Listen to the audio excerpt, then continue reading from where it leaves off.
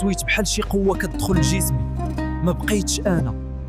السلام عليكم الخوت، مرحبا بكم من جديد في فيديو واحد اخر ديال فيلم قصير اللي العنوان ديالو ظل المومياء. هذا الفيلم هذا كيحكي قصه واحده اخرى ماشي بحال هذيك الاولى. نتمنى انكم تتبعوا الاحداث ديال هذا الفيلم القصير وتشاركونا في التعاليق ديالكم. ما تنساوش الاعجاب والمتابعه في الصفحه، ومرحبا بكم الخوت. كنت ديما كنقول الفرصه كتجي غير مره، وما كنتش عارف فين غادي توصلني هاد الرحله. منين وصلت للمطار قلبي كان عامر امل. طائرة القاهرة غادي تقلع، تفضل اسي. يا اهلا بيك يا باشا، احنا مستنيينك من بدري. الله يبارك فيك، شكرا على الاستقبال. بات هنا يا باشا، وبكره كله هيبقى تمام.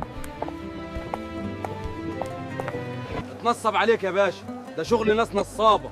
شنو؟ أنا ماشي جيت نخدم هنية. اتنصب عليك يا باشا، ده بيحصل كتير.